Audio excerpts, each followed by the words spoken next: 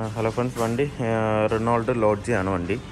വണ്ടി ഏകദേശം 1,30,000 കിലോമീറ്റർ ഓടിയിട്ടുണ്ട്. ഇതിൽ കംപ്ലയിൻ്റ് എന്ന് പറഞ്ഞാൽ ഫസ്റ്റും റിവേഴ്സും ഭയങ്കര ടൈറ്റാണ്. ഫസ്റ്റും റിവേഴ്സും മാത്രമല്ല, തേർഡും സെക്കൻഡും ഒക്കെ നമ്മൾ റണ്ണിങ്ങിലിടുമ്പോൾ ഭയങ്കര ടൈറ്റായിട്ടാണ് വീഴുന്നത്. ഒട്ടും തന്നെ വീഴുന്നില്ല. പിന്നെ നമുക്ക് വണ്ടി എടുക്കണമെന്നുണ്ടെങ്കിൽ ഗിയറിലിട്ടിട്ട് സ്റ്റാർട്ട് ചെയ്തിട്ട് വേണം മൂവ് ചെയ്യാനായിട്ട്. അങ്ങനെയാണ് നമ്മൾ ഏകദേശം ഒരു 1.5 കിലോമീറ്റർ അപ്പുറത്താണ് വണ്ടി നിൽക്കുന്നത് കസ്റ്റമറിൻ്റെ അടുത്ത്. നമ്മൾ കൊണ്ടുവന്നത് അങ്ങനെയാണ്, വർക്ക്ഷോപ്പിലേക്ക് കൊണ്ടുവന്നത്. എന്താണെന്ന് വെച്ച് കഴിഞ്ഞാൽ അതിൻ്റെ ക്ലച്ചിൻ്റെ സിലിണ്ടർ ലീക്കായിട്ടാണ് ഈ പ്രശ്നം വരുന്നത്. എന്ന് വെച്ച് കഴിഞ്ഞാൽ ക്ലച്ച് നമ്മൾ ചവിട്ടിയാലും കറക്റ്റായിട്ട് അപ്ലൈ ആവില്ല. പ്രഷർ പ്ലേറ്റ് ഫുള്ളായിട്ട് തള്ളി കൊടുത്താൽ മാത്രമേ അതിൻ്റെ ഉള്ളിലുള്ള ക്ലച്ച് പ്ലേറ്റ് ഫ്രീ ആവുള്ളൂ. അങ്ങനെ മാത്രമേ നമുക്ക് ഗിയർ കറക്റ്റായിട്ട് ഇടാൻ പറ്റുള്ളൂ. ഇത് ക്ലച്ച് നമ്മൾ എത്ര തന്നെ ചവിട്ടിയാലും അത് ലീക്ക് ഔട്ടായിട്ട് കറക്റ്റ് പ്രഷറിൽ തള്ളി കൊടുക്കില്ല. അത് തള്ളുമ്പോഴത്തേക്കും ആ പ്രഷർ കൂടിയിട്ട് അടിയിൽ കൂടെ ലീക്കാവുന്ന സമയത്താണ് ഈ ഗിയർ ടൈറ്റ് കൂടുതലായിട്ടും വരുന്നത്.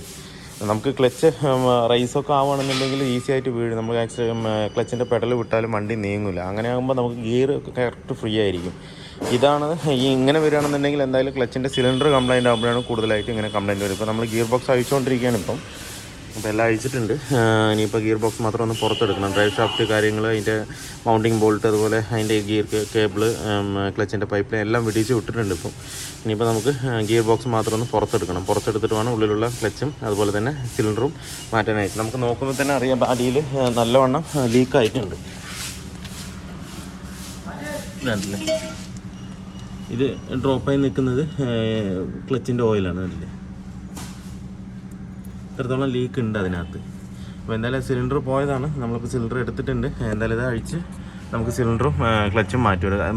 സിലിണ്ടർ മാറുമ്പോൾ നമുക്ക് ഓൾറെഡി ഇത് അഴിക്കുന്നത് ഭയങ്കര ബുദ്ധിമുട്ടാണ്. ഇതിൻ്റെ ഗിയർ ബോക്സ് ഇറക്കുക എന്ന് പറഞ്ഞാൽ ഇത്തിരി പ്രയാസമുള്ള കാര്യമാണ്. അപ്പോൾ അത് നമുക്ക് അതിൻ്റെ കൂടെ തന്നെ ക്ലച്ച് സെറ്റും ഫുള്ളായിട്ട് ചേഞ്ച് ചെയ്ത് വിടാം.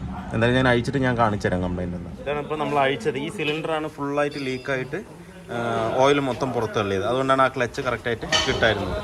എന്താ വെച്ചാൽ നമ്മൾ കാലിൽ കൊടുക്കുന്ന പ്രഷർ ഇവിടേക്ക് വരുന്നുണ്ടെങ്കിലും നമ്മുടെ ക്ലച്ചിൻ്റെ ഡിസ്ക് അതിനേക്കാളും പ്രഷർ ഉണ്ടാവും. അത് ബാക്കിലേക്ക് തള്ളും. ഇതിൽ പ്രഷർ ഇല്ല എന്ന് പറഞ്ഞാൽ ബാക്കിലേക്ക് തള്ളും. അങ്ങനെ ആ ഓയിൽ സിലിണ്ടറിൽ നിന്ന് ഫുള്ളായിട്ട് ഔട്ടാകുന്നുണ്ട്. പിന്നെ മാറ്റുമ്പോൾ നമുക്ക് സെറ്റോട് കൂടി തന്നെ മാറ്റാം. ക്ലച്ച് സെറ്റും അതുപോലെ തന്നെ ക്ലച്ച് സെറ്റ് ഏകദേശം കംപ്ലീറ്റ് ആയിട്ടുണ്ട്. കൈമാനം വന്നിട്ടുണ്ട്. ഇനി ഇതും മാറ്റി നമുക്ക് സിലിണ്ടറും ഇതിനകത്ത് മാറ്റാം. ഇതിൽ കിടക്കുന്ന ക്ലച്ചും ഓയിയാണ്. അത് ലൂക്കാണ് വരുന്നത്. ലൂക്ക് എന്ന് പറയുന്ന കമ്പനിയാണ് വരുന്നത്. നമ്മൾ എടുത്തിരിക്കുന്നത് ലൂക്ക് തന്നെയാണ് എടുത്തിരിക്കുന്നത്. ഇതല്ല, ലൂക്കിൻ്റെയാണ് വരുന്നത്. ഇതിപ്പോൾ ഒറിജിനൽ ഇതിൻ്റെ നിസാൻ്റെ തന്നെ എടുക്കുമ്പോൾ വെച്ച് റേറ്റ് കൂടും. ഇത് നമ്മളിപ്പോൾ ലൂക്കിൻ്റെ തന്നെ മേക്ക് എടുത്തിട്ടുണ്ട്. അത് 10,500 രൂപ അങ്ങനെ. ഇതല്ല, ഇതിനോട് വേറെ ഇനി സിലിണ്ടർ വാല്യൂടെയാണ് സിലിണ്ടർ എടുത്തിരിക്കുന്നത്. ക്ലച്ച് സിലിണ്ടർ അത് ഏകദേശം rate M R P rate ഇതിനകത്ത് കാണില്ല. നോക്കാം. ഇതാണ് സിലിണ്ടർ വരുന്നത്. ഉണ്ടല്ലേ,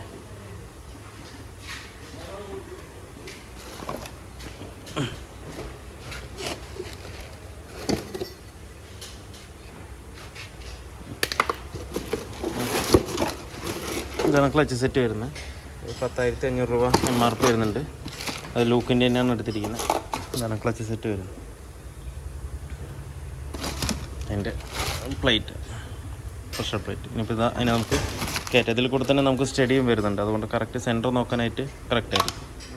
അതിപ്പോൾ നമ്മൾ നേരത്തെ എടുത്ത വീൽ സിലിണ്ടറിൽ ചെറിയൊരു വ്യത്യാസമുണ്ട്. എന്താണെന്ന് വെച്ച് കഴിഞ്ഞാൽ ഇതിൽ ഡബിൾ പിന്നാണ് വരുന്നത്, അതിൽ സിംഗിൾ പിന്നാണ് വരുന്നത്.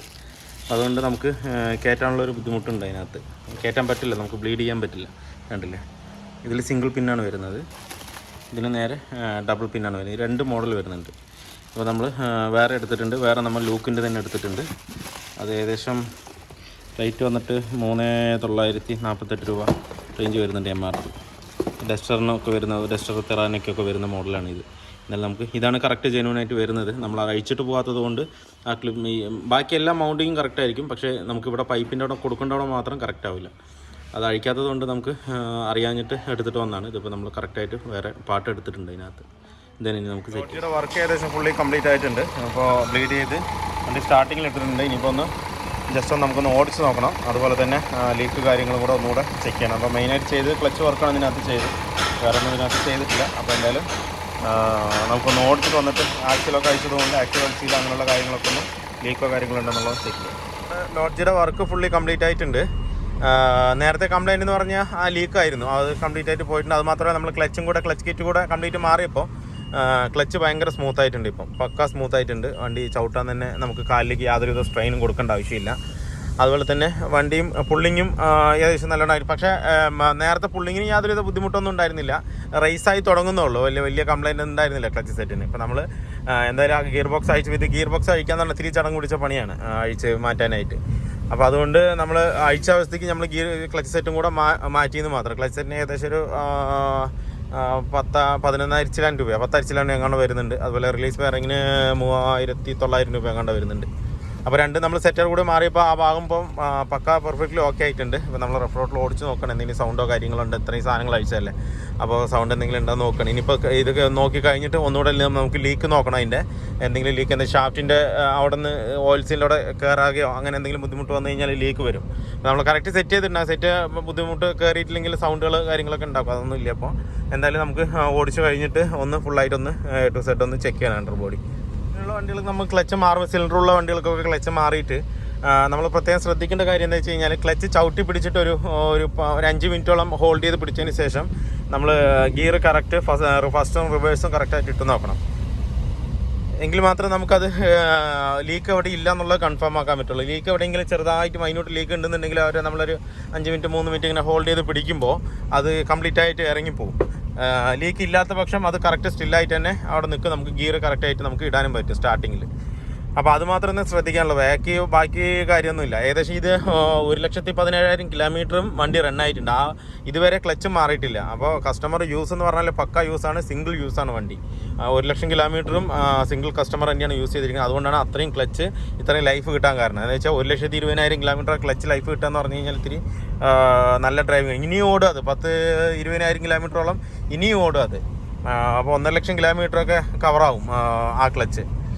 അത്രയും പെർഫെക്റ്റ്ലി ഓടിക്കുന്നതുകൊണ്ടാണ് ആ ഒരു രീതിക്ക് കിട്ടുന്നത്. എന്ന് വെച്ച് കഴിഞ്ഞാൽ നമ്മൾ അധികം റേസ് ചെയ്യാതെ കറക്റ്റ് ഗിയർ ഷിഫ്റ്റിങ്, അതുപോലെ മേട്ടിലൊക്കെ കറക്റ്റ് നിന്ന് എടുക്കുന്ന അങ്ങനെയൊക്കെ വരുമ്പോഴാണ് കറക്റ്റായിട്ട് നമുക്ക് കറക്റ്റ് ചെയ്താൽ മാത്രമേ അത് ഇത്രയും കിലോമീറ്റർ കിട്ടുള്ളൂ.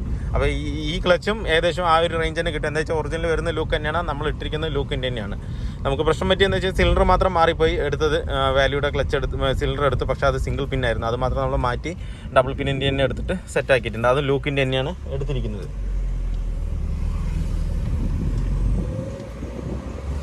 അപ്പോൾ വേറെല്ലാം ഓക്കെയാണ്. അപ്പോൾ വീഡിയോ എല്ലാവർക്കും ഇഷ്ടമായാലും ലൈക്ക് ചെയ്യുക, ഷെയർ ചെയ്യുക, അതുപോലെ തന്നെ സബ്സ്ക്രൈബ് ചെയ്യുക. സബ്സ്ക്രൈബ് ചെയ്യാതെയാണ് വീഡിയോ കാണുന്നതെങ്കിൽ ഒന്ന് സബ്സ്ക്രൈബ് ചെയ്ത് സപ്പോർട്ട് ചെയ്യുക. അപ്പോൾ മറ്റൊരു വീഡിയോയിലേക്ക് കാണുന്നവരെ എല്ലാവർക്കും ബൈ.